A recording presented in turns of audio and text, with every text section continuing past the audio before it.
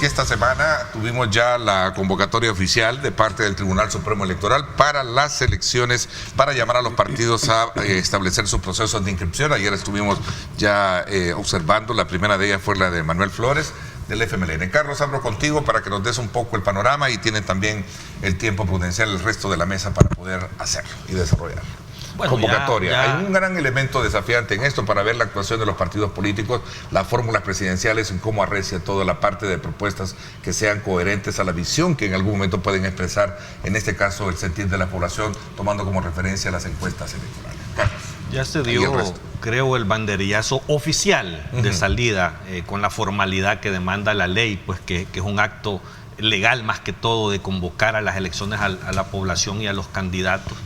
Inicia el día de ahora, inclusive la primera actividad ya formal, que es el periodo, bueno, ayer el periodo de inscripción de candidaturas. Vimos que el día de ayer incluso el candidato del FMLN ya se fue a inscribir al Tribunal Supremo Electoral. Y está habilitado el resto de candidatos a hacerlo en este periodo también. La convocatoria era para la presidencial, era para los diputados nacionales y para los diputados también del Parlamento Centroamericano. Así que lo novedoso que la población creo que debe de conocer en esta convocatoria es que hay algo especial, que se convoca por primera vez a la elección de solo 41 municipios, ya no 262 municipios. 44. Yo creo que es importante. 44 municipios. Ah, 4, sí, 44, yo no sé dónde es que 41. Ya me estaba robando 3 yo. Sí. Con 44, sí, devuelvan los robados. Ya te estás embolsando. Ni lo duden, le ya va a aparecer el meme. Entonces, la gente creo que es importante, un llamado al tribunal también, que es importante que se le comunique adecuadamente a la población la nueva configuración de los municipios. Los dirigentes que han tenido algunos partidos políticos en el pasado han manchado de corrupción el partido, y esta corrupción que arrastra el partido la han trasladado a los nuevos candidatos, que algunos son completamente nuevos en política y que merecen su oportunidad de desenvolverse. Pero hay que entender algo, y es que los partidos políticos en El Salvador han sido una marca que pone funcionarios, es decir, una marca que pone presidentes, una marca que pone diputados en algunos de los casos, pero ahora tenemos una marca que no es un partido, que es Nuevas Ideas. Tenemos la marca trasladada hacia el presidente de la República, que es el que sigue arrastrando, y el partido Nuevas Ideas, que si bien es cierto que antes quedó toda la N, la gente no conocía a las personas, pero ahora ya las conoce. Entonces uno creería que la marca Nuevas Ideas debería empezar a despegar y dejar de depender de la N de Nayib Bukele, pero eso no está sucediendo. La marca continúa en la persona del presidente. Entonces se traslada a la inversa, ¿verdad? Por lo tanto, los que son renovación en partidos demasiado desgastados, si no se desligan, que ese es el consejo que nosotros hemos dado en este panel, pueden seguirlo o no, si no se desligan de la corrupción del pasado, y lo digo porque ayer venía escuchando en realidad a un candidato a uno de estos partidos, que no se terminan de desligar, que siguen diciendo de que hasta que no sean condenados, miren, ya están algunos condenados, pero no se desligan. Entonces ese problema los va a arrastrar con la corrupción que no es de ustedes. Entonces hay que aprender que si son renovación verdadera, que si son innovación, como lo dicen, tienen que dejar eso atrás y desligarse. En este periodo que se ha abierto para las inscripciones de candidatos, yo creo que es el momento idóneo en donde realmente se habilita otra de las atribuciones que tiene, y es el rol jurídico que debe de jugar sobre estas candidaturas. Y yo creo que va a ser interesante la postura final que van a tener estos magistrados con respecto a la candidatura del presidente de la República, que al parecer pues es un hecho, y yo creo que para mí va a ser un hito en la historia de este país, porque estoy ansioso de ver la justificación, el razonamiento que van a tener para permitir o no permitir esa candidatura, y también otras candidaturas que posiblemente no cumplan los requisitos que tanto el Código Electoral, la Ley de Partidos Políticos, hasta la misma Constitución expresa que deben de tener estos candidatos. Entonces, a mí sí me gustaría ver que la facultad del Tribunal Supremo Electoral empiece a rondar este ámbito, y no solamente el de organizar elecciones, porque se han quedado prácticamente al tema logístico, al tema formal, y no a temas jurídicos que realmente son importantes para la vida social y política de este país. Yo creo que la participación de los partidos políticos debe de ser entusiasta de la militancia de sus miembros, porque a pesar de como el ambiente en el que tenemos, porque en las calles uno hay que ser honesto, ¿no? Uno dice, no, esto ya está decidido. Y yo les quiero decir que hemos visto sorpresas. Por supuesto, las condiciones no son iguales, pero hay sorpresas. Y en la política nunca, de verdad que nunca todo está dicho. Ahí tenemos al vecino de Guatemala, lo que ha sucedido. Y pueden decirme que las condiciones eran distintas, pero era un actor político que en las encuestas parecía muy, muy abajo y ha dado la sorpresa. Y por supuesto que habían factores que incitaron a que esa sorpresa se diera justamente en elecciones. Entonces, yo sí creo que el ambiente electoral debería de como calentarse aún más. Yo siento que hay una especie de conformismo. Yo siento que la población ha perdido incluso más la motivación, y lo he dicho en muchas ocasiones, y esto va a ocurrir, y yo creo que va a ser también razón para que tanto el oficialismo como los demás partidos políticos puedan reflexionar. Sí, hay un desafío en ellos en ver cómo van a resolver el tema de la inscripción polémica, pues, o sea, un tema que va a estar latente ahí siempre de la candidatura del presidente, que va a suceder, eso no, o sea, a unos no nos gusta, a otros sí les gusta, pero va a suceder. Lo interesante será ver cómo lo plantea el mismo tribunal en cuanto a sus razonamientos jurídicos como tal. Pero yo creo que hay otros desafíos más que esa parte, porque eso, como te lo digo, va a suceder. O sea, no es algo que la campaña. Eso. O sea, adelantada y las sanciones. Yo creo que hay un rol del tribunal, aparte de ese tema, que seguirá siendo un tema político y polémico, amén de lo que resuelvan. O sea, porque va a suceder y eso va a generar más. Creo que va a ser un elemento fundamental de la campaña, incluso.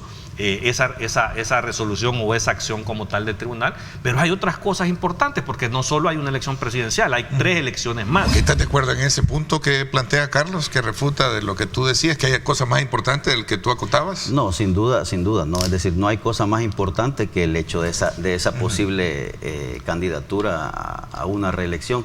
No hay, es decir, en el ámbito electoral no hay cosa más importante que resolver ese tema. Y lo digo porque, primero, es inédito en la historia moderna de este país que eso vaya a suceder. Y segundo, yo como ciudadano, hasta un artículo ahí me exhorta a mí a rebelarme. Hay un artículo en la Constitución que a mí como ciudadano me exhorta, y yo no puedo en este programa venir y no decirlo. En realidad, entiendo que sea controversial el tema, pero además de controversial, es ilegal y burdo ese tema. No, y yo comparto contigo el hecho de que es ilegal, pero va a suceder. No, es correcto. Esa es una realidad con la que tenemos que ver. Y por eso, como es ilegal, ilegítimo y burdo, no hay cosa en lo personal más importante en el ámbito electoral en este momento que resolverlo. Por eso insisto que será tema de campaña. Sí. Pero ahí va a estar. Pero ya lo es, porque ya hay campaña. Sí, y lo que pasa es que yo creo que es una estrategia de los que apoyan esta idea de una posible reelección, de ir como conformando a la población, de ir diciéndole eso va a suceder, él va a ser presidente y ya estuvo, tranquilo, solo va a ser 5 años a favor y ya estuvo. Que la interpretación de todas las salas siempre ha sido vinculante, y eso no es ninguna diferencia ahora. Entonces, en el escenario en el que el tribunal decidiera inaplicar, da la vuelta para la misma sala que ya hizo una interpretación. Entonces, difícilmente la misma sala va a cambiar de interpretación sin tener una composición diferente, sin tener un contexto diferente, sin considerar que la interpretación anterior ha sido errónea, y por lo tanto lo que yo sostengo que es válido es la resolución que hace la sala, independientemente de cómo la hizo. Ahora, lo que dice el televidente con respecto a la elección de los magistrados de la sala de lo constitucional, pues ahí hay los mecanismos para poder, si hay gente que dice que la elección de los magistrados tiene algún tipo de vicio, pues ahí están las instancias para yo hacerlo. Creo que mientras la destitución de los anteriores quizás... Pero mientras no haya una declaratoria por el órgano jurisdiccional competente que diga lo contrario, esa es la sala, porque hay que manejar el término del órgano persona. O sea, las resoluciones no las emite fulano, mengano, que son magistrados, las emite la sala como tal. Entonces, y es que hay un doble rasero o una doble moral en cuanto a decir, es que miren, esa sala, con mucho respeto, porque es la opinión de otra persona, pero la sala actual no venía, porque ese es el alegato de algunas personas, que no venía en la lista del CNJ. Déjenme recordarles que hubo un fraude de constitución en la sala del 2009, en donde 2 magistrados no venían en la lista, pero fueron magistrados. Hay bastante razón cuando algunas personas se molestan por el tema de la reserva. Aquí en este panel siempre nos hemos quejado, por lo menos yo siempre me he quejado del tema de las reservas en los procesos judiciales, cuando son temas de interés público. Entonces es bastante irónico que en primer lugar es un poco mal, estratégicamente hablando está completamente fuera de lugar levantar y crearle la figura a una persona de oposición a través de un caso como esto, que es lo que pienso que está pasando en el enfrentamiento de un jefe de fracción política. Por supuesto, jefe de fracción de la bancada mayoritaria, haciendo visible a un candidato de la oposición. Como tal, pienso yo que pedir reserva no es coherente con ese tema de transparencia y de publicidad al que tenemos derecho los ciudadanos. Entonces es un poco es negativo en todos los aspectos si lo vemos desde el punto de vista para ellos, y si lo vemos desde el punto de vista del señor Silva, creo que es todo ganar. Todo ganar. Aquí pase lo que pase en el proceso judicial, es todo ganar. Se levante o no se levante la reserva, es todo ganar, pero la reserva debe ser levantada. Los funcionarios están sujetos a un escrutinio más alto, más elevado, de un nivel incluso hasta más ofensivo. En algunos de los casos no quiere decir que van a recibir insultos y tiene que estar todo normal, pero lo cierto es que en el tema de los delitos relativos al honor, por ejemplo, se desciende un poco el nivel de tolerancia. Cuando es funcionario público deben tolerar más porque están bajo el escrutinio. Yo creo que esta esquina. Sí, es un argumento válido lo que dice el ministro de Trabajo, lo comparto. Yo sí creo que esta es la lucha esta que se da y que ahora ya está en los tribunales, comienza como parte de una estrategia política de Héctor Silva. Héctor vende su estrategia y Cristian le compra. Entonces, porque quien presenta la demanda es Cristian, pero quien emite las declaraciones, incluso en su momento Héctor Silva sube algunos documentos, ¿verdad? En sus redes y todo. Entonces, la estrategia de Héctor es una estrategia meramente política. Que eso, quien lo lleva al órgano jurisdiccional, y que ahí sí también está en juego la independencia judicial, porque cuando el juez tiene que valorar ya no elementos políticos, va a valorar elementos jurídicos en base a la prueba que se le está presentando. Entonces, en esa cancha ya está. Yo creo que cuando la representación del diputado Guevara y él mismo se da cuenta que ya está en ese macho, ¿verdad?, estratégicamente solicita la reserva para que la cuestión eminentemente política por la que se llegó ahí no siga, exactamente. Pero le subió más el volumen. No siga teniendo volumen. Entonces yo creo que, bueno, cada abogado tiene su estrategia y lo sabe, pues, pero lo que se puede analizar es que se cae en la estrategia política de Héctor Silva, pero que al darse cuenta que está en esta situación ya en los tribunales, dice, bueno, no sigamos dándole volumen políticamente al asunto y dejemos que se resuelva jurídicamente, y es ahí donde creo yo que se solicita la reserva. Yo creo que el concejal Héctor Silva, cuando decidió inscribirse nuevamente para estas elecciones, hoy va para diputado, ¿verdad? No, va alcaldía. Para alcaldía, perdón. San Salvador Centro. Perdón, sí, siempre va. Cuando decidió, yo creo que, bueno, yo tuve la oportunidad de ser candidato y se sientan en una mesa, ¿verdad? El candidato con su equipo de eso. Hay que escoger algunos temas importantes para que sean tu lanza, ¿no? Que sea tu frente. Y sin duda el candidato, el concejal, decidió trabajar el tema de la anticorrupción y la transparencia. Y como dice el amigo Carlos, ya lo comprobó con la funcionaria. En primer caso, está volviendo el abanderado de ese tema. Entonces él, me imagino que se sentó con sus asesores y estos temas vamos a tener en campaña.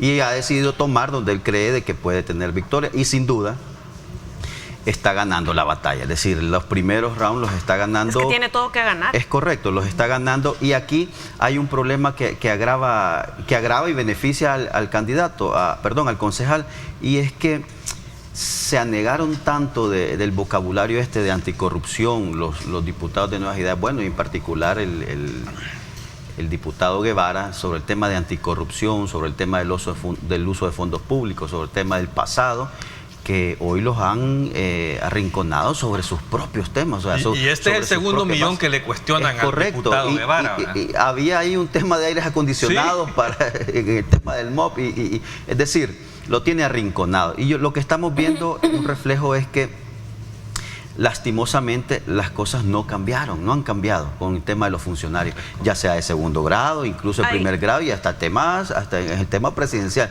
No ha cambiado la relación esa que había de la expectativa que tenía la población de que ahora en estos momentos íbamos a tener más transparencia, iba a desaparecer la corrupción y no ha existido. Casi que ¿Estás de acuerdo en esto? es posible. El descontento es algo que se va formando con el tiempo. Así como la gente esperaba del Frente y el Frente no respondió, no se le esperó mucho tiempo, solo se le dio 10 años. Lo que está sobre la mesa inclusive es un modus operandi para entre comillas, hacer actos incorrectos o amorales o antiéticos o corruptos, no lo sé yo. Si acaso es cierto lo que afirma. Eso lo demostrará. Si acaso es cierto lo que afirma el concejal. ¿Qué es lo que quiero traer a cuenta? Es que en el fondo lo que se denuncia es un mecanismo de separación formal de una sociedad para poder venderle servicios al Estado, que es prohibido por ley para un funcionario público. Eso se puede comprobar. ¿Vea? ¿Y por qué? Y ahí es donde lo demostró el concejal Silva. Porque el otro dice que ya no está vinculado, que se deshizo de las acciones, pero un año después tiene un poder general absoluto de la empresa a su nombre, ¿verdad? Y ese poder está inscrito, y ese poder no está anulado. Eso es lo que no sabemos. No, según lo que dijo, las pruebas que presentó el concejal, ¿verdad? Eso es lo que yo me refiero. Es que el concejal presenta un poder, pero la revocatoria de poder se hace aparte. Porque, por ejemplo, el diputado decía que no necesariamente. Con el tema del poder, el diputado dice que hasta el 2018, él se había desvinculado de esta sociedad, pero según alguna prueba que presentó el concejal, habla que no, que todavía unos meses del 19, y ahí hay un tema de una contratación en ese periodo. Entonces, fíjate ahí que sí según lo que ha presentado el concejal, pero solo quiero dar otro fondo. Y es que a veces cuando hablamos y conversamos sobre temas de corrupción, yo sé que es básico, pero se le puede olvidar a la población, y es que estamos hablando, aparte del beneficio, estamos hablando del pisto de dinero de los salvadoreños. O sea, no es como de un pleito político, de que no sos transparentes, sino que estamos hablando que juegan para beneficio personal con dinero de nuestros impuestos, de nuestra tasa. Yo no estoy para defender a nadie, pero solo voy a agregar algo a la mesa. Tengo conocimiento que la empresa licitaba desde muchísimos años atrás con el Estado y ganaba licitaciones con el Estado, es decir, no es algo nuevo ni tampoco posterior a la, pero no a la con posible, la alcaldía. No lo sé, no lo sé, o sea, y a la posible sí separación del diputado con la empresa, y que fue antes de que fuera diputado, pero es defensa que tendrá que hacer él.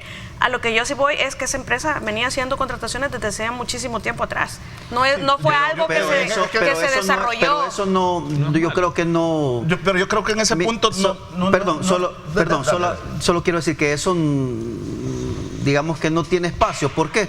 Porque, por ejemplo, y voy a decir algo personal, yo tengo una sociedad y yo he trabajado desde hace mucho tiempo en el gobierno. Yo fui candidato. ¿Y qué tal que yo salgo electo en el periodo anterior?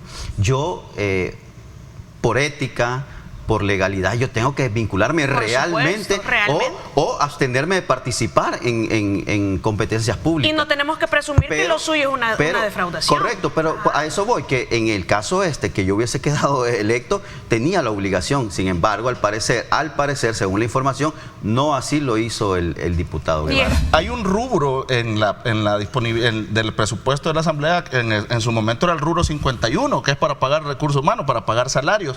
Ahí estaba el problema. Y yo creo que sí hubo, es algo que no pueden explicar en un tuit, pero también hay una confusión porque el dinero no se les da, pero sí les dan, les dicen, hay una asignación presupuestaria y ustedes tienen disponible para contratar tanto.